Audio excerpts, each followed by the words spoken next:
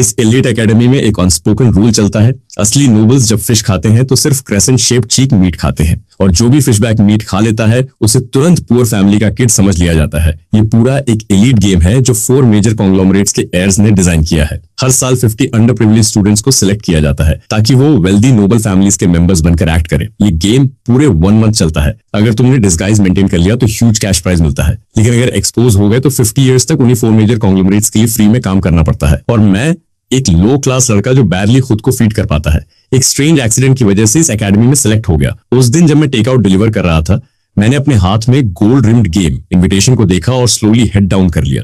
मुझे घर पर बेडरिडन पड़ी अपनी मदर याद आई। फिर मैंने डीप ब्रेथ ली और डिसाइड किया कि इस वियर्ड और एब्सर्ड गेम को ज्वाइन करूंगा। फर्स्ट डे ऑफ स्कूल पर मैंने खुद को एक कोल्ड और डिग्निफाइड टॉप टियर एयर की तरह प्रेजेंट किया। एक लाइट लग्जरी नीच ब्रांड का सूटकेस लेकर मैं स्कूल गेट की तरफ चला।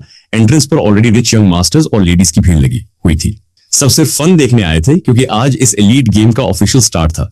सबकी नजरें उन क्लमजी इंपर्सनेटर्स पर टिकी थी जो थोड़ी देर में आने वाले थे। मुझे अंदर से अच्छे से पता था कि ये लोग बस स्लम डॉग्स को मॉक करने के लिए एक्साइटेड हैं जो नोबल्स बनने का एक्ट करते हैं।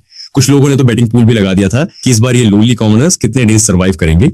तभी जैसे ही मेरा क्लियर और हैंडसम फेस सबके सामने आया, तुरंत सबका अटेंशन मुझ पर आ गया। मेरी ब्राउज के बीच नेचुरली एक कोल्ड और डिग्निफाइड ऑरा था जिसने हर रिच शेयर को एक दूसरे की तरफ झुककर मेरी आइडेंटिटी गेस करने पर मजबूर कर दिया। मैंने हल्का सा फ्राउन किया क्योंकि क्राउड ने पूरा गेट ब्लॉक कर रखा था। फिर मैंने नीचे पोथोल वाले वेट ग्राउंड को देखा, कैजुअली अपना हैंड उठाकर ईयर पिक किया और पास खड़े स्टन रिच बॉय की तरफ इशारा करते हुए बोला, अपना जैकेट उतार और जमीन पर बिछा। मुझे अपने शूज वेट करना पसंद नहीं है। मेरी बात खत्म होते ही वो रिच बॉय शॉक में मुझे देखने लगा। क्राउड अचानक साइलेंट हो गया।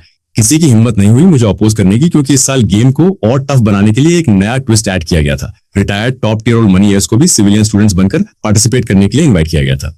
और इसी वजह से कोई भी ये कंफर्म नहीं कर पा रहा था कि मैं फेक हूं या रियल टॉप एयर। मैंने अपनी आईज नैरो की और एक कोल्ड एक्सप्रेशन के साथ सबको देखा, जैसे मुझे किसी की परवाह ही नहीं है। मेरी गाजे जहां भी जाती वहां खड़े यंग मास्टर्स और लेडीज को बोन चिलिंग कोल्डनेस फील होती। ऐसा लग रहा था जैसे हवा तक फ्रीज हो गई हो। तभी कुछ स्टूडेंट्स जो मेरी एरोगेंट एटीट्यूड से इरिटेटेड थे स्कॉफ करते हुए बोले कि मैं बस एक सिलेक्टेड लो लाइफ हूं जिसके ट्रिक्स थोड़े स्मार्टर हैं। मैं सीधा उस रिजेंटफुल रिच यंग लेडी के पास गया और बिना वार्निंग दिए उसे एक जोरदार स्लैप मार दिया। फिर काम वॉइस में बोला, अभी क्या कहा तुमने, जरा लाउड बोलो, मैंने नहीं सुना। उसके बाद मैंने पॉकेट से हैंडकरचीफ निकाला और डिस्गस्टेड एक्सप्रेशन के साथ अपना हाथ वाइप किया। पूरा क्राउड शॉक में था क्योंकि किसी ने एक्सपेक्ट नहीं किया था कि मैं बिना कुछ कहे उसे हिट कर दूंगा। लोग तुरंत आपस में चैटर करने लगे। कोई कह रहा था कि वो ग्लोबल रिच लिस्ट के टॉप 10 में आने वाले वे द फू की डॉटर है और मैंने उसे कैसे हिट कर दिया। कुछ लोग बोल रहे थे कि एक मैन को ऐसा नहीं करना चाहिए, लेकिन मुझे कोई फर्क नहीं पड़ा। वो रिच यंग लेडी डिसबिलीफ में अपना फेस पकड़कर खड़ी थी। उसके साथ बचपन से कभी ऐसा ह्यूमिलिएशन नहीं हुआ था। वो रेज में कांपते हुए मेरी तरफ उंगली उठाकर बोली, तुम्हारी हिम्मत कैसे हुई मुझे हिट करने की? तुम्हें पता है मेरे डैड कौन है? मेरे डैड भी डिफ्यू ग्लोबल रिच लिस्ट के टॉप 10 में है। मुझे ऑफेंड किया तो तुम खत्म हो जाओगे। लेकिन मैंने उसकी थ्रेट को इग्नोर किया और आगे बढ़ गया। ये वही लड़की थी जिसे हमेशा सबने स्पॉइल किया था और आज पहली बार उसे इग्नोर किया जा रहा था। उसने अचानक मेरे शर्ट का hem पकड़ लिया और चिल्लाई, रुक जाओ। तभी एक शार्प क्लैटरिंग साउंड आया और एक black gold card golden patterns के साथ जमीन पर गिर गया। पास खड़े एक शार्प आइड स्टूडेंट ने उसे नोटिस किया और शॉक में चिल्लाया, अरे सब लोग इधर देखो, ये क्या चीज है? सबकी नजरें ग्राउंड पर पड़े उस ब्लैक गोल्ड कार्ड पर लॉक हो गई। ब्लैक गोल्ड कार्ड, पूरी दुनिया में सिर्फ 3 कॉपीज। क्राउड में शॉक के वेव्स फैल गए। हर तरफ से गैस सुनाई देने लगे। मैंने हल्का सा स्मर्क किया और मन ही मन सोचा, ट्रिक काम कर गया। इस फेक ब्लैक गोल्ड कार्ड को बनवाने में जो पैसा लगाया था वो टोटली वर्थ था। मैंने एरोगेंट अंदाज में हेड उठाया, पहले उस लड़के की तरफ इशारा किया जिसने पहले क्लोथ्स फेंके थे, फिर कार्ड की तरफ पॉइंट करते हुए बोला, इस कार्ड को उठा लो, अब से ये तुम्हारा है। वो लड़का इंस्टेंटली फ्लैटर हो गया। उसकी आईज में लॉटरी जीतने वाली खुशी चमक रही थी। मैंने टोन ऐसा रखा जैसे मैं कोई बेनिफैक्टर हूं। फिर भी उसे जरा भी ह्यूमिलिएशन फील नहीं हुआ, बल्कि वो ऑब्सीक्वियस स्माइल के साथ दौड़ कर आया, मेरे पैरों के पास से कार्ड उठाया और दोनों हाथों से रिस्पेक्टफुली मुझे वापस दे दिया। बोला, ये कार्ड बहुत वैल्यूबल है, मेरे पास 10 गट्स भी हो तो भी मैं ऐसे यूज नहीं कर पाऊंगा, आप ही से सेफ रखिए। मैंने डिस्गस्टेड लुक के साथ उसे देखा, हैंडकरचीफ से पकड़कर उस डर्टी ब्लैक गोल्ड कार्ड को उठाया, फिर कैजुअली हवा में उछालकर सीधा पास के ट्रैश कैन में फेंक दिया। बोला, मेरे पास ये ऑलरेडी इतना डर्टी हो गया है, अब इसका क्या यूज? जब किसी को चाहिए ही नहीं तो इसे फेंक देना ही बेहतर है। पास खड़ा वो स्टूडेंट जिसने पहले से पहचान लिया था, अपना चेस्ट पकड़कर ऑलमोस्ट रोने वाली हालत में था। बोल रहा था, मेरा हार्ट टूट गया, दुनिया में सिर्फ 3 ब्लैक गोल्ड कार्ड्स हैं और इसने ऐसे कैजुअली फेंक दिया। सामने खड़ा वही लड़का जिसने पहले क्लोथ्स फेंके थे, जल्दी से अपनी थिंकिंग एडजस्ट करके डिसाइड कर चुका था कि मैं डेफिनेटली कोई टॉप रिच एयर हूं जो इस बार सिविलियन बनकर गेम खेल रहा है। उसने तुरंत रेस्पेक्टफुल टोन में पूछा, हेलो क्लासमेट, मेरा नाम जुंग रॉय है, मेरी फैमिली होटल बिजनेस में है, क्या मैं आपका नाम जान सकता हूं? ये वही सवाल था जो वहां मौजूद हर इंसान जानना चाहता था। मुझे पता था ये मेरा पहला टेस्ट है। अगर पास हुआ तो इस नोबल गेम का टिकट मिल जाएगा, फेल हुआ तो सीधा डूम। मैंने डीप ब्रेथ ली, अपनी नर्वसनेस को दबाया और काम वॉइस में बोला, तुम ये जानने के लायक नहीं हो। तभी अचानक स्टूडेंट यूनियन के लोग आ गए और क्राउड को चीरते हुए मेरे सामने खड़े हो गए। बोले, तुम गम मोन हो ना, न्यू स्टूडेंट रजिस्ट्रेशन के लिए सिर्फ तुम ही बचे हो जिसने अभी तक रजिस्टर नहीं किया, जल्दी हमारे साथ चलो। ये सुनते ही पूरा क्राउड अप्रोन बदल गया। लोग विस्पर करने लगे, उसका सरनेम गू है, क्या ये वही low profile top rich family है? गू फैमिली का यंग मास्टर, सुना था वो इस साल चाइना वापस आया है। किसी ने एक्सपेक्ट नहीं किया था कि वो यहाँ इस तरह दिखाई देगा। स्कूल ने इस गेम के लिए सच में बहुत इन्वेस्टमेंट किया है। अभी थोड़ी देर पहले एरोगेंट बिहेवियर दिखाने वाली नोबल गर्ल तुरंत क्राउड के पीछे हाइड हो गई। उसे डर था कि मैं रिवेंज लूंगा। जंग रॉय का एटीट्यूड और भी ज्यादा ऑब्सीकियस हो गया। उसने तुरंत मेरा सूटकेस पकड़ लिया और बोला, let me carry your luggage for you. आप जैसे यंग मास्टर को ये ट्रिवियल काम नहीं करना चाहिए, इसे मुझ पर छोड़ दीजिए। उसने चेस्ट थपथपाकर लॉयल्टी शो की। मैंने इंडिफरेंट फेस के साथ हल्का सा नोट किया और बिना इधर उधर देखे आगे चल पड़ा, लेकिन अंदर ही अंदर क्वाइटली रिलीफ की सांस ली कि किसी ने मेरी एक्ट को पकड़ा नहीं।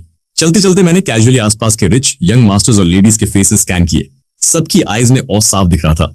तब मुझे समझ आ गया कि गू फैमिली की मिस्टीरियस यंग मास्टर वाली आइडेंटिटी सक्सेसफुली सेट हो चुकी है। ये 3 मंथ्स की प्रिपरेशन सच में काम आई। इस स्कूल में ऑलमोस्ट हर कोई रिच बैकग्राउंड से है।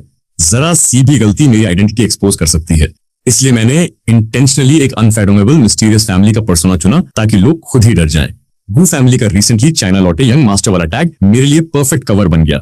न्यू स्टूडेंट रजिस्ट्रेशन खत्म होने के बाद मैं कैंपस में कॉन्फिडेंटली वॉक कर रहा था। रास्ते में आने वाली लग्जूरियस बिल्डिंग्स को मैंने ऐसे इग्नोर किया जैसे ये सब मेरे लिए नॉर्मल हो। मेरा काम और कोल्ड एक्सप्रेशन देखकर लोग और कन्विंस्ड हो गए कि मैं सच में गू फैमिली का यंग मास्टर हूँ। उनका रिस्पेक्ट लेवल और बढ़ गया। थोड़ी देर बाद मैं एक लग्जूरियस सिंगल विला के सामने रुका, हाथ उठाकर कैजुअली पॉइंट किया और बोला, ये प्लेस ठीक लग रहा है, मैं यही रहूंगा। एक फीमेल क्लासमेट शॉक में बोल उठी, ओ माय गॉड, ये तो 4 मेजर फाइनेंशियल ग्रुप्स के एयर्स का रहने का प्लेस है, ये ऐसा कैसे कर सकता है? जिंग रॉय ऑकवर्ड एक्सप्रेशन के साथ मुझे समझाने लगा, यंग मास्टर मुझे एक और जगह पता है जो इससे कम नहीं है, क्यों ना हम वो चूज करें। मैंने उसकी बात पूरी तरह इग्नोर कर दी, सीधे विला के अंदर चला गया। एक बेडरूम की तरफ इशारा करके बोला, ये रूम ठीक है, तुम लोग यहाँ और उसका सारा सामान बाहर फेंको, सब कुछ न्यू से रिप्लेस करो और पूरे रूम को थॉरली क्लीन करो। जंग रॉय के चेहरे पर डर साफ दिख रहा था। उसके पूरे शरीर पर कोल्ड स्वेट आ गया। वो हकलाते हुए बोला, ये लेशा का रूम है, 4 बिग ग्रुप्स में से सबसे वर्स्ट टेंपर वाला है। अगर वो वापस आ गया और हमें ये करते पकड़ लिया तो हम दोनों कहीं के नहीं रहेंगे। मैंने उन्हें एक कोल्ड ग्लेयर दिया और फ्लैट टोन में बोला, डरने की क्या बात है, वो आखिर है कौन? अचानक क्राउड में से शॉ का एक क्रेजी सुपर फैन भड़क गया और मेरी तरफ रश करने लगा, लेकिन उसके काम फ्रेंड ने तुरंत उसे पकड़कर रोक लिया। बोला, पागल हो गया है क्या? उसका सरनेम गू है, मरना है क्या? वो फैन तुरंत शांत हो गया और बस खड़ा देखता रहा कैसे शॉ का सारा सामान एक एक करके बिल्डिंग से नीचे फेंका जा रहा था। नीचे ग्राउंड पर जोर का बैंग हुआ और तुरंत कॉमोशन फैल गया। लोग चिल्लाने लगे, क्या ये पागल हो गया है? ये सब शॉ के पर्सनल बिलोंगिंग्स हैं और ये ऐसे फेंक रहा। ऊपर जिंग रॉय ने जरा भी हेजिटेट नहीं किया। उसने तुरंत फोन निकाला और अर्जेंट और फोनिंग टोन में कॉल लगाया, हेलो, अभी तुरंत लोग भेजो, यंग मास्टर लाइशा के रूम में जो भी था बिल्कुल सेम वैसा ही खरीदो, ओरिजिनल से बेटर कुछ मत लाना। कॉल कट करने के बाद वो नीचे झांक झांक कर सिचुएशन चेक कर रहा था। क्लियरली दिख रहा था कि वो इंप्रेस करने के लिए डेस्परेट है। थोड़ी देर में सारा सामान पैक हो गया। जैसे ही मैंने बेडरूम डोर बंद किया, मुझे साफ महसूस हुआ कि जो गेजें मेरी बैग पर थी वो पूरी तरह गायब हो चुकी है। मैंने जो कोल्ड और अलूफ एक्सप्रेशन अब तक कैरी किया था वो तुरंत टूट गया। मैं पूरी तरह रिलैक्स हो गया और लग्जरी विला के सॉफ्ट बेड पर गिर पड़ा। चेस्ट पर हाथ रखकर लंबी सांस ली और धीरे से बोला, बच गया। आखिरकार इस नोबल्स गेम का फर्स्ट लेवल क्लियर हो गया। मैंने इसके लिए पूरी प्रिपरेशन की थी। मैंने अपने सारे पार्ट टाइम जॉब छोड़ दिए थे और एलीट स्कूल से मिले 1 लाख डिपॉजिट को यूज करके 3 मंथ्स पहले ही एक डिटेक्टिव हायर किया था जिसने सारे वेल्थी और प्रोमिनेंट फैमिलीज की डिटेल्स निकाली। मैंने हर छोटी बड़ी इन्फो नोटबुक में लिखी और सब कुछ याद कर लिया। एलीट स्कूल के हर स्टूडेंट का फैमिली बैकग्राउंड और पर्सनैलिटी ट्रेट्स मुझे परफेक्टली याद थे। खासकर 4 बिग चबो फैमिलीज की इन्फॉर्मेशन तो मुझे literally back of my hand की तरह याद थी। मैंने रिस्क लेकर लैंडिंग प्लेटफॉर्म से 10 लाख का लोन भी लिया। मुझे अंदर से पता था कि ये डिसीजन लेने के बाद मेरे पास सिर्फ एक ही ऑप्शन है, सक्सेस। फेलियर का मतलब था डेट कलेक्टर से भागते रहना और जिंदगी भर दबकर जीना। मैं उठकर बैठ गया और कोट के अंदर से अपनी और अपनी मॉम की फोटो निकाली। मेरा एक्सप्रेशन सीरियस हो गया। मैंने मन ही मन कसम खाई कि इस बार मैं सिर्फ 1 महीने तक डिस्गाइज मेंटेन करके प्राइज मनी नहीं जीतूंगा, बल्कि सोशल क्लास भी पूरी तरह क्रॉस करूंगा और एक असली नोबल बनकर दिखाऊंगा। जैसे ही मेरे पास पावर आएगी, मेरी पास की सारी सफरिंग खत्म हो जाएगी। अब कोई मुझे नीचे गिराकर ट्रीट नहीं करेगा। इस बार मैं पिरामिड के टॉप पे खड़ा रहूंगा। अगले दिन स्कूल का पहला दिन था। बेल बजते ही मैं क्लासरूम में एंटर हुआ। डजन साइज तुरंत मेरी तरफ मुड़ गई। मैंने डिसमिसिव एक्सप्रेशन के साथ सबको इग्नोर किया और विंडो के पास कॉर्नर सीट पर जाकर बैठ गया। आसपास बैठे स्टूडेंट्स मुझे देखते ही उठकर दूर चले गए। किसी की हिम्मत नहीं थी मेरे पास बैठने की। मैं कुछ भी आउट ऑफ लाइन नहीं कर रहा था। फिर भी सबकी बर्निंग स्टेयर्स मुझ पर ही थी। तभी अचानक टैंग टैंग, जो 4 बिग चबो एयर्स में से एक थी, आकर मेरे बगल में बैठ गई। पूरे क्लास में शॉक फैल गया। लोग कंफ्यूज होकर विस्पर करने लगे कि इतनी हाई स्टेटस वाली टैंग टैंग इस अननोन लड़के के पास खुद क्यों आई? क्या वो इसकी रियल आइडेंटिटी एक्सपोज करने वाली है? मैं डेस्क पर हेड रखकर सोने वाला था, लेकिन ये सब सुनकर तुरंत अलर्ट हो गया। टैंग टैंग सबसे नाइवे और स्वीट मानी जाती है।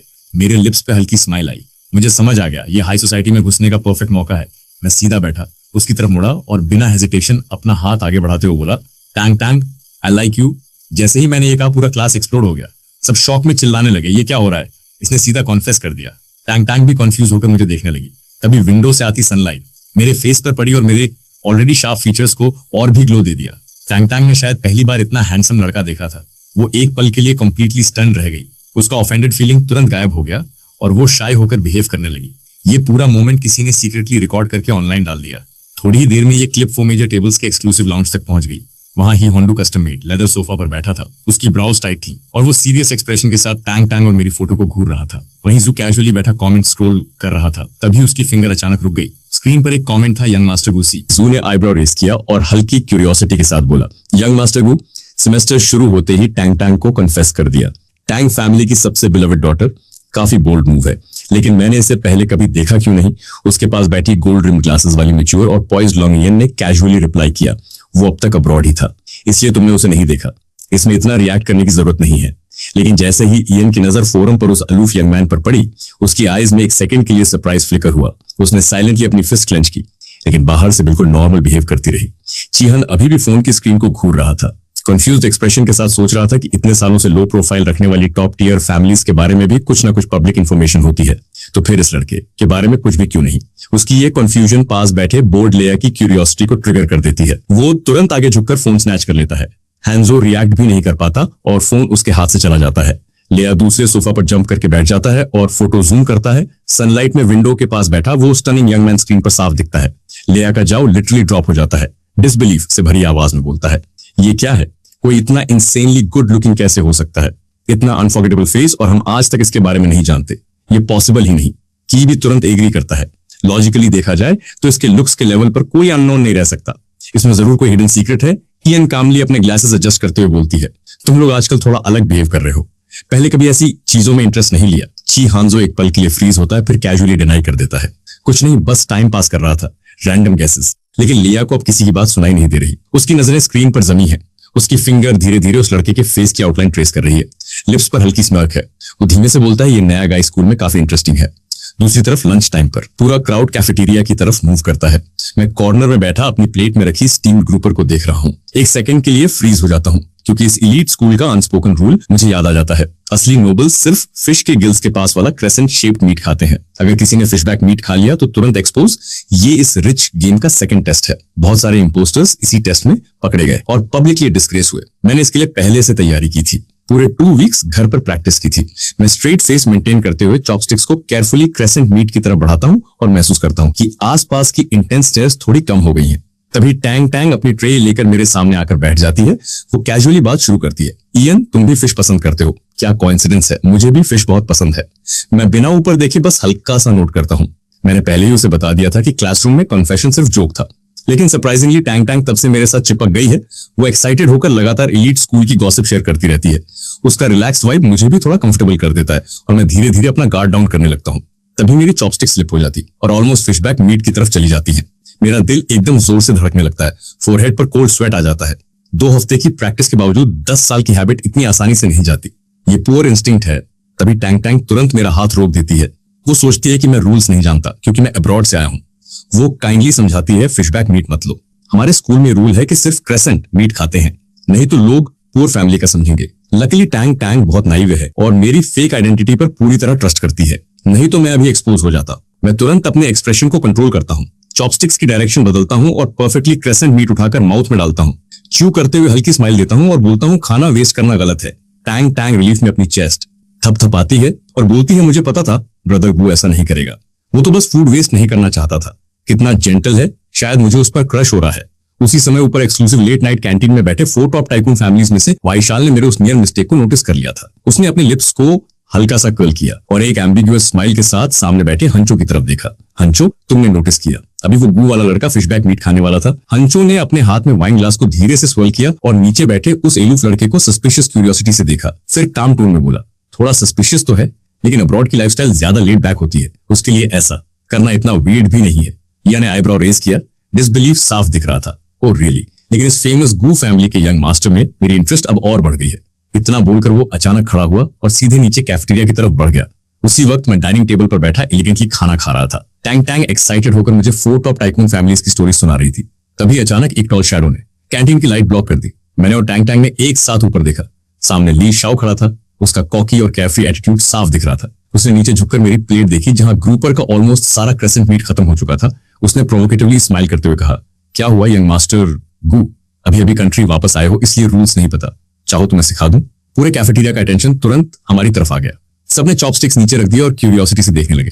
आखिर चारों टॉप टाइकून फैमिलीज में से एक का एयर खुद गू फैमिली के सपोजिटली टॉप एयर को चैलेंज कर रहा था। ऐसा सीन कौन मिस करता? ली शाओ कैजुअली एक चेयर खींचकर मेरे सामने बैठ गया। उसके फेस पर केयरलेस और अनरूली एक्सप्रेशन था। उसने अपनी प्लेट का ग्रुपर मेरी तरफ पुश किया और बोला, क्या हुआ, डर गए या अब्रॉड रहकर तुम ये सब खाने के आदी हो गए हो? उसके वर्ड्स में पुअर लोगों को नीचा दिखाने वाली टोन साफ थी। मैंने अपने चॉपस्टिक्स को थोड़ा टाइट पकड़ लिया और अंदर के एंगर को दबा दिया। ये सीधा प्रोवोकेशन था। मुझे समझ आ गया कि मेरी थोड़ी सी गलती ने ऑलरेडी चारों टाइकून फैमिलीज को सस्पिशियस बना दिया है। अब मुझे और केयरफुल रहना पड़ेगा। मैंने उसकी प्रोवोकेशन को इग्नोर किया।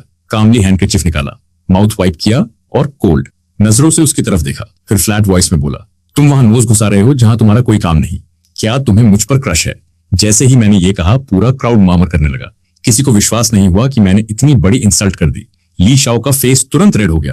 वो टेबल पर जोर से हाथ मारकर खड़ा हो गया और गुस्से में चिल्लाया, नॉनसेंस, मैं टोटली स्ट्रेट हूं। मुझे तुम जैसे अननोन बैकग्राउंड वाले लड़के पर क्रश क्यों होगा?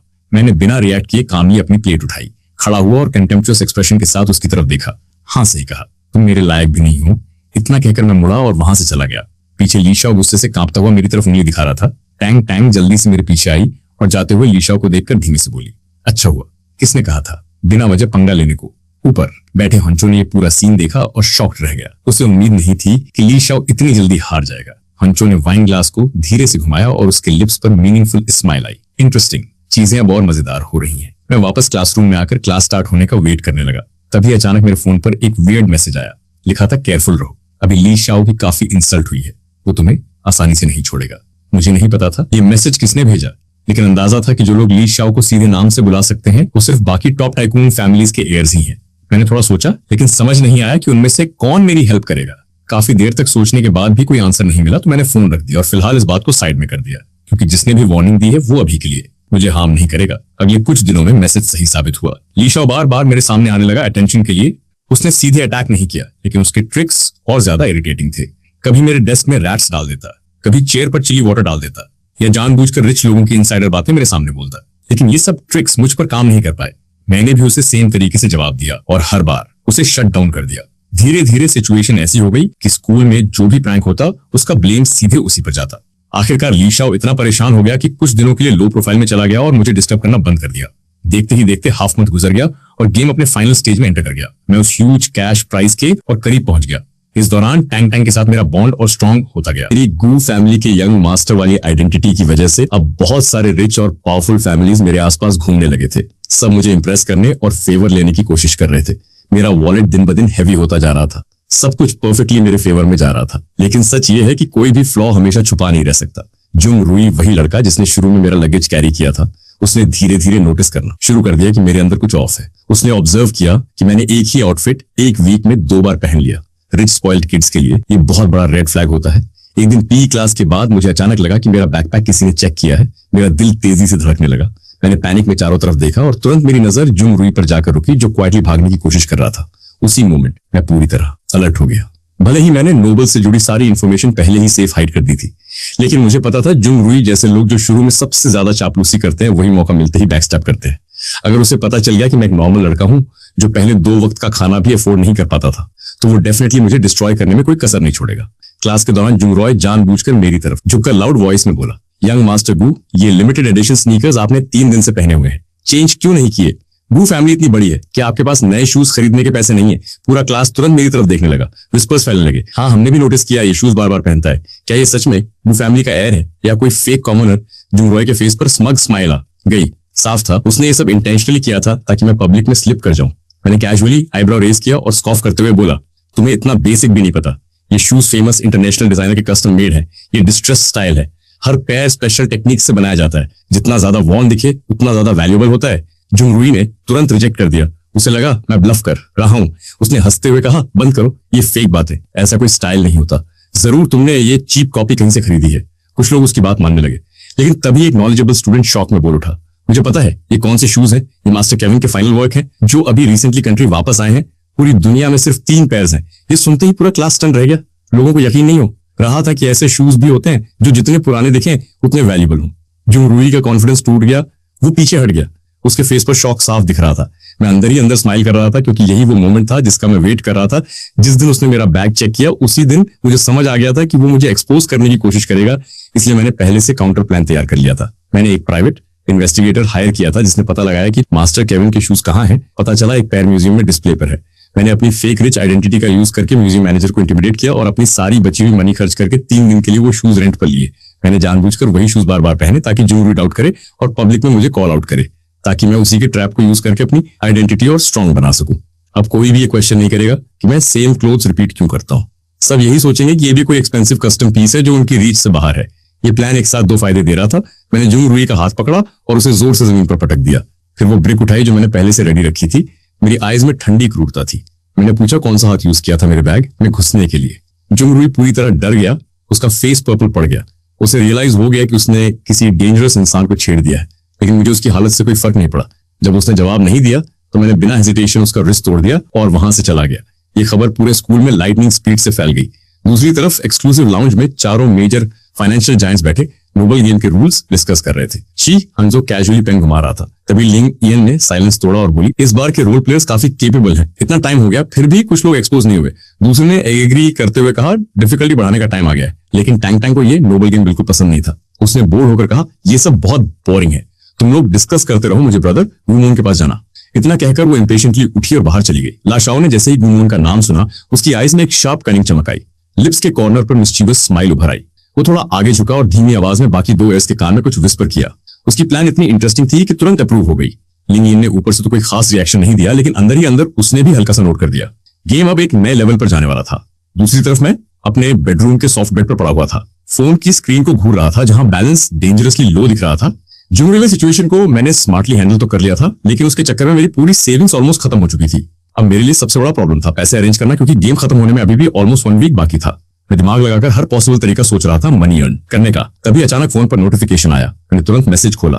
क्लास ग्रुप में वॉइस मैसेज था। अनाउंसमेंट थी कि अगले फ्राइडे नाइट स्कूल का एनुअल फ्रेशमैन गला होने वाला है और उस इवेंट में हर स्टूडेंट को अपनी फैमिली आइडेंटिटी रिप्रेजेंट करने वाला कोई टोकन लाना होगा और सबके सामने उसका इंट्रोडक्शन देना होगा। ये सुनते ही मैं एकदम से बेड पर सीधा बैठ गया। मेरी आई स्क्रीन पर फ्रीज हो गई। मेरे दिमाग में सिर्फ एक ही थॉट घूम रहा था, डैम, मैं एक स्लम में पला बढ़ा गरीब लड़का हूँ। मैं फैमिली आइडेंटिटी टोकन आखिर लाऊंगा कहां से? अगर इस बार भी मैंने मिस्टेक कर दी तो अब तक की सारी मेहनत 1 सेकंड में बर्बाद हो जाएगी और इस बार बच निकलना पहले से कहीं ज्यादा मुश्किल होने वाला है। मैं तो जल्दी ही एक्सपोज हो जाऊंगा, है ना? मैंने अपना सिर नीचे किया और सोचा, ये तो साफ साफ एक डेथ ट्रैप है सारे रोल प्लेयर्स के लिए। ये रूल पहले कभी नोबल स्कूल में था ही नहीं। क्या इनका पेशेंस खत्म हो गया है या फिर इन्हें कुछ शक हो गया है? लेकिन कुछ भी हो, अभी सबसे जरूरी है इस क्राइसिस से निकलना। मैं बेचैनी में इधर उधर पेस कर रहा था। तभी उसी अजीब नंबर से फिर एक मैसेज आया, अगर इस क्राइसिस से निकलना है तो आज रात 10 बजे स्कूल रूफटॉप पर मिलो। मैं उस टेक्स्ट को काफी देर तक देखता रहा। आखिर मैंने जाने का फैसला किया, क्योंकि यही एक तरीका है अपना नोबल डिस्गाइज बनाए रखने का। यही मेरी आखिरी लाइफलाइन है। धीरे धीरे रात हो गई। मैं टाइम पर स्कूल रूफटॉप पहुंचा, लेकिन वहां जिस इंसान को देखा उसकी बिल्कुल उम्मीद नहीं थी। लैंग ईजन मुड़ी और मेरी तरफ चलने लगी। हवा उसके बालों को हिला रही थी और उस खामोश रात में उसके हाई हील्स की आवाज साफ सुनाई दे रही थी। उसने मेरे चेहरे पर शॉक देखा और हल्का सा हंस पड़ी। क्या हुआ? मुझे देखकर सरप्राइज हो गए। मैंने अपने चेहरे से शॉक हटाया, अपना फेक रिच नोबल एक्ट छोड़ दिया और अपना असली रूप दिखा दिया। क्योंकि अगर उसने मुझे ये मैसेज भेजा है तो उसे मेरी पूरी आइडेंटिटी पहले से पता होगी।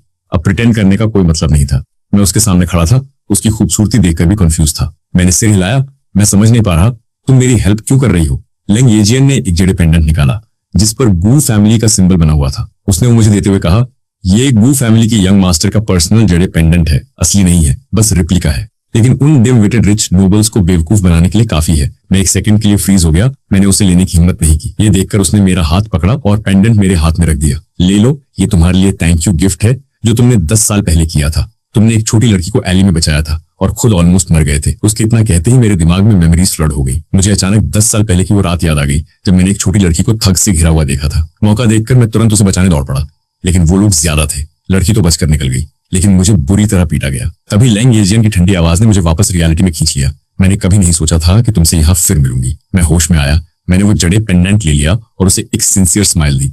जो भी हो, इसके लिए थैंक यू सो मच। मेरी स्माइल देखकर वो थोड़ी नर्वस हो गई। उसकी नजरें इधर उधर घूमने लगी। फिर उसने कैजुअली कहा, मुझे थैंक मत करो, मैं बस देखना चाहती हूँ कि तुम इस एलीट स्कूल में कितनी दूर जा सकते हो। मुझे डिसअपॉइंट मत करना, गुमोयन। इतना कहकर वो मुड़ी और चली गई। उसके हाई हील्स की आवाज धीरे धीरे दूर होती गई और मैं वहीं खड़ा रह गया, कंप्लीटली स्टन्ड। मैं रूफटॉप के किनारे गया, नीचे देखा और अपने हाथ में उस जड़े पेंडेंट को कसकर पकड़ लिया। फिर मैंने पूरी एलीट स्कूल की रात की व्यू को देखा और मन ही मन कसम खाई, मैं यहाँ अपना नाम जरूर बनाऊंगा ताकि हर कोई मुझे रिस्पेक्ट करे। एक प्राइवेट विला के अंदर किसी ने चिहंजो को एक एनोनिमस पैकेज भेजा। वो लिविंग रूम के सोफा पर बैठा कैजुअली उसे खोल रहा था। अंदर गुमोयान की फोटोज भरी हुई थी जिसमें वो रेन में डिलीवरी करता हुआ और अलग अलग पार्ट टाइम जॉब्स करता हुआ दिख रहा था। चिहंजो उन फोटोज को देखते हुए हल्का सा हंसा। लगता है गू फैमिली का ये यंग मास्टर काफी सीक्रेट छुपा रहा है। अगली दोपहर मैं 4 बिग टेबल्स के एक्सक्लूसिव लाउंज में एंटर हुआ। उस बड़े रूम में सिर्फ चिहंजो सोफा पर अकेला बैठा था। मैं उसके पास गया। उसने मेरी पार्ट टाइम जॉब वाली फोटोज मेरी तरफ फेंकी और कहा, बताओ ये सब क्या है। मुझे बिल्कुल सरप्राइज नहीं हुआ। मुझे पहले से पता था कि ये पास्ट कभी इरेज नहीं होगा, इसलिए मैंने इसका एक्सप्लेनेशन पहले तैयार कर लिया था। ये सब बस लाइफ एक्सपीरियंस के लिए था। जब तक तुम ये नहीं समझोगे कि गरीब लोगों को क्या चाहिए, तब तक तुम उन्हें कंट्रोल नहीं कर सकते। चिहंजो ने मुझे सरप्राइज होकर देखा, जैसे पहली बार उसने मुझे सीरियसली लिया हो। उठकर लाउंज के पीछे बार के पास गया और बैठ गया। फिर उसने मेरे पास वाली सीट की तरफ इशारा किया, बैठो, रिलैक्स करो। क्या लोगे ड्रिंक में? वो अभी भी मुझे टेस्ट कर रहा था। मैंने सीधा उसकी आंखों में देखा, नहीं, मुझे बाद में क्लास अटेंड करनी है। फिर मैंने कहा, तुमने मुझे आज यहाँ बुलाया, सिर्फ इस छोटी सी बात के लिए तो नहीं। अगर ऐसा है तो मैं जा रहा हूँ। ये कहकर मैं मुड़कर जाने लगा। तभी उसने आवाज लगाई, रुको, इतनी जल्दी क्या है? मैं रुक गया। अंदर से मैं खुश था। मुझे पता था मैं ये हर्डल पार कर चुका हूँ, लेकिन मैंने अपने चेहरे पर कोल्ड एक्सप्रेशन रखा और मुड़कर उसे बार पर बैठे देखा। क्या बात है? वो स्टेडी बिना किसी हरी के मेरी तरफ चला, अपनी पॉकेट से अनलिमिटेड ब्लैक कार्ड निकाला और मेरी तरफ बढ़ा दिया। मैं पहले थोड़ा रूड था। ये अनलिमिटेड ब्लैक कार्ड मेरी तरफ से अपॉलॉजी है। मैंने उस ब्लैक कार्ड को सामने देखा और पैसे के टेम्पटेशन को बड़ी मुश्किल से कंट्रोल किया। फिर गुस्से का एक्ट करते हुए बोला, इसका क्या मतलब है यंग मास्टर ची? गू फैमिली को तुम्हारे पेटी कैश की जरूरत नहीं है। वो जोर से हंसा, हाँ हाँ हाँ, इंटरेस्टिंग, तुमने सच में मुझे डिसअपॉइंट नहीं किया। फिर उसने एक ऑलरेडी प्रिपेयर्ड इन्विटेशन निकाला और मुझे थमा दिया। आज रात स्ट्रीट रेसिंग पार्टी है, आने की हिम्मत है? मैंने ब्लैंक फेस के साथ इन्विटेशन ले लिया, लेकिन अंदर से मैं पूरी तरह एंग्शियस था, क्योंकि मैं इतना न्यू ड्राइवर हूं कि रोड टेस्ट 3 बार फेल होने के बाद पास हुआ था। लेकिन मैं मना नहीं कर सकता था। ये इन्विटेशन मेरी एलीट सोशल सर्कल में एंट्री का पहला टिकट था। अगर मैं इसे रिजेक्ट करता तो मेरी सारी मेहनत वेस्ट हो जाती। उसी रात 10 बजे मैं काइहुंजो की लग्जरी कार में बैठा था और जैसे ही हम वाइंडिंग माउंटेन रोड पर ड्राइव कर रहे थे, मैंने खिड़की से बाहर देखा। दोनों तरफ बॉटमलेस क्लिफ्स थे, एक छोटी सी गलती और सीधा क्रैश। कुछ ही देर में कार स्ट्रीट रेसर्स के हैंगआउट पर रुक गई। जैसे ही चिहंजो की कार वहां पहुंची, सबका अटेंशन उसी पर चला गया। फिर सबने नोटिस किया कि कार से चिहंजो नहीं बल्कि कोई अननोन लड़का उतर रहा है। सबकी नजरें क्यूरियोसिटी से मेरी तरफ मुड़ गईं। ये कौन है? यंग मास्टर ची की कार से क्यों उतर रहा है? कुछ लड़कियां फुसफुसाईं, वाओ कितना गुड लुकिंग है। लिटरली ड्रूल आ रहा है। भीड़ के शौक के बीच येशाओ की आंखें चौड़ी हो गई। वो मेरे पास आया और धीरे से चिहंजो से पूछा, तुम दोनों साथ कैसे? चिहंजो बिल्कुल चिल था। तुम्हें नहीं लगता ये सुपर फन है? लीशाओ ने मुझे देखा। मैं उस लाउड रेस ट्रैक के बीच अकेला खड़ा था। एक अलग ही नोबल वाइब के साथ उसने आईब्रो रेज किया। सही कहा, ये काफी फन है। वो एक सुपर हॉट गर्ल को आर्म में लिए मेरे पास आया।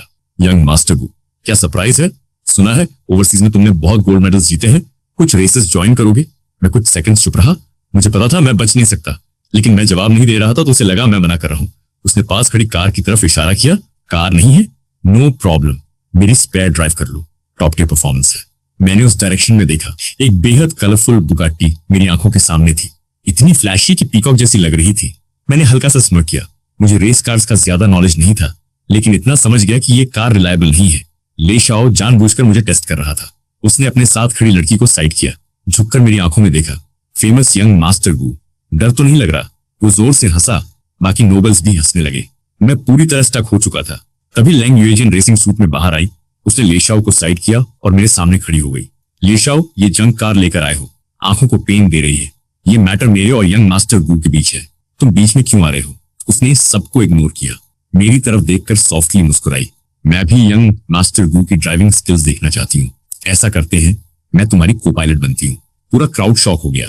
क्या हमारी गॉडेस को पायलट बनेगी इसके लिए? लेकिन उसने किसी की नहीं सुनी। मेरा हाथ पकड़ा और मुझे ड्राइवर सीट में बिठा दिया। उसने सीट बेल्ट बांधी। मैंने उसकी तरफ सीरियस होकर देखा।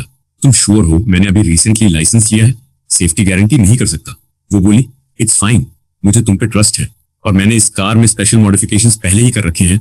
वैसे भी तुम्हारे साथ इतनी स्टनिंग को पायलट है, टेंशन किस बात की? उसकी ये नार्सिसिस्टिक लाइन सुनकर मैं हंस पड़ा। मेरा सारा नर्वसनेस खत्म हो गया। मैंने कभी नहीं सोचा था कि हमेशा एलूफ रहने वाली लेंग युएजिन का ऐसा साइड भी होगा। सारी प्रिपरेशन कंप्लीट हुई, गन शॉट हुआ और सारी रेस कार्स रॉकेट की तरह निकल गई। मैं भी उनके पीछे निकल पड़ा। रेस बेहद इंटेंस थी और इस वक्त मुझे अपने डिलीवरी वाले पास्ट का फायदा मिल रहा था। फास्टेस्ट रूट्स ढूंढना मेरे इंस्टिंक्ट में बस चुका था और लेंग युएजिन एक अमेजिंग को पायलट थी। वो हर बार टर्न्स के पास आते ही मुझे परफेक्ट टर्निंग पॉइंट बता देती थी और मैं और लेंग युएजिन इतनी परफेक्ट सिंक में थे कि हमने जल्दी ही बाकी सारी कार्स को पीछे छोड़ दिया और सेकंड पोजीशन पर आ गए। आखिरी टर्न बस 100 मीटर दूर था, लेकिन लिएशाओ अभी भी हमसे काफी आगे था। मैं जितना भी एक्सेलरेट करता उसे क्रॉस नहीं कर पा रहा था। तभी लेंग युएजिन की एक्साइटेड आवाज आई, गुमोयन मुझ पर ट्रस्ट करो, फुल गैस दबाओ, हम उसे टर्न के बाहर से ओवरटेक करेंगे। मैंने एक सेकंड के लिए नीचे बॉटमलेस क्लिफ की तरफ देखा, फिर उसकी आंखों में झांका। उसकी एक्साइटमेंट साफ दिख रही थी और अचानक मेरे अंदर एड्रेनालाइन का ब्लास्ट हो गया। दिल तेजी से धड़कने लगा। मैंने जोर से कहा, ओके टाइट पकड़ो, चलते हैं। मैंने गैस पेडल पूरी ताकत से दबा दिया। कार ने जोरदार रॉर किया जैसे अभी टूट जाएगी, लेकिन मैंने जरा भी हेसिटेट नहीं किया और सीधा आगे बढ़ गया। टर्न पर ओवरटेक करते वक्त मुझे साफ महसूस हुआ कि कार का आधा हिस्सा हवा में लटक रहा है। मैंने तुरंत स्टीयरिंग घुमाया और कार को ट्रैक पर वापस खींच लिया। दिल इतनी तेजी से धड़क रहा था जैसे अभी फट जाएगा। लेंग युएजिन भी जोर से चिल्ला रही थी और अगले ही पल हमने फिनिश लाइन की रेड टेप तोड़ दी। मैंने फर्स्ट प्लेस जीत लिया, लेशाओ को सिर्फ 0.01 सेकंड से हराकर। पूरा क्राउड जोरदार तालियों और शोर से गूंज उठा। किसी ने एक्सपेक्ट नहीं किया था कि मैं लेशाओ जैसे बिग शॉट को हरा दूंगा। मैं कार में बैठा गहरी सांस ले रहा था। आसपास की हीटेड डिस्कशन सुनते हुए अब समझ आ रहा था कि ये कितना डेंजरस था। लेंग युएजिन ने सीट बेल्ट खोली, मेरे गले में हाथ डालकर बोली, तुम कमाल हो। मुझे पता था मैं गलत नहीं हूं। फिर वो उतर गई। थोड़ी देर बाद मैं भी खुद को काम करके बाहर आया। लेशाओ ऑकवर्ड होकर मेरे पास आया, ये राउंड काउंट नहीं होगा, आखिर तुमने ओवरसीज में गोल्ड मेडल्स जीते हैं, नेक्स्ट टाइम कुछ और खेलेंगे, तब मैं जरूर जीतूंगा। वो चाहे एक्सेप्ट ना करे, लेकिन अंदर से उसने मुझे गू फैमिली के यंग मास्टर के रूप में मान लिया था। मेरा ये रिस्की मूव सही साबित हुआ। तभी चिहंजो भी हमारे पास आया, बुरा नहीं, तुम में दम है, अब मैं फ्रेशमैन बैंक्वेट में तुम्हारा परफॉर्मेंस देखने के लिए काफी एक्साइटेड हूँ। रेस खत्म होते ही जो अरेना अभी शोर से भरा था कुछ ही सेकंड्स में खाली हो गया। उस रात मेरी आइडेंटिटी सिर्फ मिस्टीरियस गू फैमिली के यंग मास्टर की नहीं रही, बल्कि एक फियरलेस टफ गाय की भी बन गई। उस रात के बाद कई रिच और नोबल फैमिलीज ने मेरे बारे में सुना और उनका एटीट्यूड मेरे लिए और रिस्पेक्टफुल होता गया। मैंने उनके ट्रस्ट का इस्तेमाल करके अपना बिजनेस शुरू किया। उन्होंने मुझे खुश करने के लिए पैसा इन्वेस्ट किया और मैंने जमकर प्रॉफिट कमाया। अब मुझे अपने नोबल एक्ट के लिए पैसे की टेंशन नहीं थी। टाइम तेजी से बीता और जल्द ही फ्रेशमैन बैंक्वेट का दिन आ गया, जो इस नोबल गेम का लास्ट डे भी था। इन दिनों कमाए पैसों से मैंने एक क्लासिक कस्टम सूट बनवाया और लेंग युएजिन का दिया हुआ जड़े पेंडेंट हाथ में लेकर बैंक्वेट हॉल में कॉन्फिडेंटली एंटर हुआ। मेरा सूट और पर्सनैलिटी देखकर सबकी नजरें मुझ पर टिक गई। टैंग टैंग मुझे देखते ही भाग कर आई, ब्रदर गुमोयन तुम आ गए, मैं कब से वेट कर रही थी, आज तुम्हारे लिए एक सरप्राइज है। मैं कॉन्फ्यूज था कि वो क्या कह रही है। म्यूजिक शुरू हुआ। वो मेरा हाथ पकड़कर मुझे बैठा लिया। धीरे धीरे हॉल का नॉइज शांत हो गया। अचानक होस्ट स्टेज पर आया और बोला, आज रात हम एक लेजेंड के जन्म के गवाह बनेंगे। कुछ लोग कहते हैं वो स्लम से आया, फेकर है, कुछ कहते हैं वो यिन फैमिली का टॉपर है। अब वेलकम करते हैं गुमोयन को उनके स्पीच के लिए। मेरा मुंह हल्का सा ट्विच हुआ। मैंने टांग टांग की तरफ देखा जो खुशी से चमक रही थी। ये क्या हो रहा है? वो बोली, ये सरप्राइज मैंने स्पेशली तुम्हारे लिए अरेंज किया है, कैसा लगा? उसने मेरी हालत नोटिस ही नहीं की और मुझे स्टेज पर पुश कर दिया। मैं मजबूरी में माइक तक गया। जैसे ही बोलने वाला था अचानक सारी लाइट्स बंद हो गईं और पीछे स्क्रीन पर मेरी डिलीवरी करते हुए फोटोज दिखने लगी। पूरा हॉल शोर से गूंज उठा, क्या ये गुमोयन है? ये तो यिन फैमिली का एयर है ना? ये डिलीवरी कर रहा था। तभी जुंगरुई, जो पहले से मुझसे जलता था, सामने आया। उसने फोटोज हवा में उछाल दिए। वो फूलों की तरह गिरने लगे और सब लोग उन्हें उठाकर देखने लगे। हर फोटो में मैं पार्ट टाइम जॉब्स करता हुआ दिख रहा था। चुंगरॉय ने मुझे एक ट्रायम्फेंट स्माइल दी। तब मुझे समझ आ गया कि इसके पीछे वही है। स्नीकर वाले इंसिडेंट के बाद से ही शेंगरॉय मन में ग्रज रखे हुए था। उसने चुपके से मेरी आइडेंटिटी इन्वेस्टिगेट करवाई और उसे मेरी पार्ट टाइम जॉब्स वाली फोटोज मिल गई। उसे डर था कि पिछली बार की तरह ये फोटोज मुझे एम्बैरस नहीं कर पाएंगी, इसलिए उसने क्वाइटली ये सब चिहंजो को दे दिया। उसे लगा था कि अब गुमोयन एलीट स्कूल से डिस्ग्रेस होकर बाहर निकलेगा, लेकिन हुआ बिल्कुल उल्टा। मैं तो और भी बड़ा स्टार बन गया। जुंगरुई ये सह नहीं पाया और जब उसे पता चला कि टैंग टैंग मेरे लिए सरप्राइज प्रिपेयर कर रही है, तो उसने सीक्रेटली उन फोटोज को बिग स्क्रीन पर अपलोड कर दिया ताकि सबको मेरी असली आइडेंटिटी पता चल जाए। जैसे ही उसे लगा कि अब मैं पूरी तरह खत्म हो चुका हूं, तभी अचानक 4 मेजर कॉन्ग्लोमरेट्स के एयर्स खड़े हो गए और मेरे सपोर्ट में बोलने लगे, कौन जाने ये सब तुमने फेक किया हो, सिर्फ जेलसी में आकर तुम होते कौन हो ऐसे बोलने वाले। फ्रेशमैन बैंक्वेट में ट्रिक्स करने की हिम्मत कैसे हुई? उन्होंने तुरंत सिक्योरिटी को बुलाया। गार्ड्स ने जुंगरुई को पकड़कर घसीटते हुए बाहर फेंक दिया। जब सबने देखा कि इतने बड़े लोग मेरे सपोर्ट में हैं, तो किसी ने भी उन फोटोज पर डाउट नहीं किया। सबने मान लिया कि ये जुंगरुई की जेलसी है। उसी पल मुझे एक हार्श रियलिटी समझ आई, चाहे कितने भी स्ट्रॉन्ग प्रूफ सामने हो, वो कुछ पावरफुल फैमिलीज के वर्ड्स के सामने कुछ भी नहीं होते। मैं धीरे से बैंक्वेट हॉल से बाहर निकला। एंट्रेंस पर वही चारों मेरा इंतजार कर रहे थे। शिहंजू आगे बढ़ा, गुमोयन हम ऑफिशियली तुम्हें इनवाइट कर रहे हैं, क्या तुम हमारे साथ? वो बात पूरी करता उससे पहले ही मेरे फोन पर ऑकवर्ड सा नोटिफिकेशन आया। मैंने नीचे देखा, ठीक 12 बजे के बाद मेरे अकाउंट में 100 मिलियन युआन क्रेडिट हो चुके थे। मेरे होठों पर एक सेटिस्फाइड स्माइल आ गई। मैंने कॉन्फिडेंस के साथ सिर उठाया और उन चारों टॉप कॉन्ग्लोमरेट्स के एयर्स की तरफ बढ़ गया। ये कोई नया बिगिनिंग नहीं था, ये मेरा रिबर्थ था। अब ये सीरीज यहीं पर खत्म हो गई है और कोई भी नेक्स्ट पार्ट नहीं बोलेगा, क्योंकि प्रतिष्ठा और अनुशासन के साथ ऐसी सीरीज का नेक्स्ट पार्ट कभी आता ही नहीं है। अरे सच में, ये सीरीज पूरी तरह कंप्लीट है। और अगर आपको इसी वॉइस में और वीडियोस देखनी है तो अगर पॉसिबल हो QR स्कैन करके हमें थोड़ा सा डोनेट कर देना, क्योंकि मेरे क्रेडिट पॉइंट्स अब खत्म होने वाले हैं। एनीवेज,